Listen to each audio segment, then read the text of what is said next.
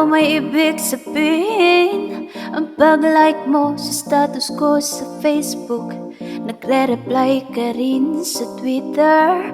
Akala ko ay na, pero nung nakita ko kahapon, may pinost kang iba, may kasama kang maganda. Ang sabi mo sa'kin, kaibigan mo lang siya. Ang hirap pala maging T-A-N-G-A. Ang hirap pala maging T-A-N-G-A. Pinapaasa mo lang ako kasi alam mo na type kita. Oh, na type kita. Pambihira o nung dati pa. May patanong-tanong ka pa kung sino yung nasa Facebook status ko. Tungkol yan sa'yo. Ayun na sana, ako na lang ang girlfriend mo.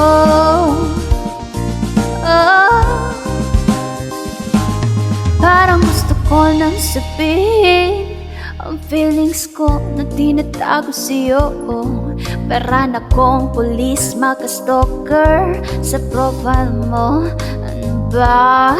Pero nung nakita ko kahapon, post mong may kasama ka, ang mundo ko'y nag-iba. Pakiramdam ko boy, chicks mo siya. Ang hirap pala maging P-A-A-S-A. Ang hirap pala maging P-A-A-S-A. Pinapaasa mo lang ako kasi alam mo na crush kita. Oh, na crush kita. Pambihira o nung last year pa. May patanong-tanong ka pa kung sino yung nasa Facebook status ko. Hoy! Tungkol yan sa'yo. Ayun na sana, ako na lang ang girlfriend mo.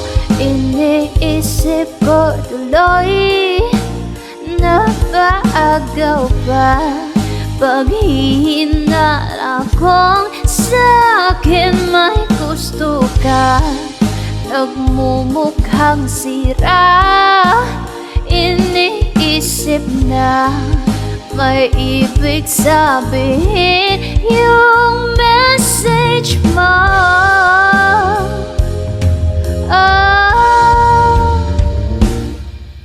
Ang hirap pala maging T-A-N-G-A.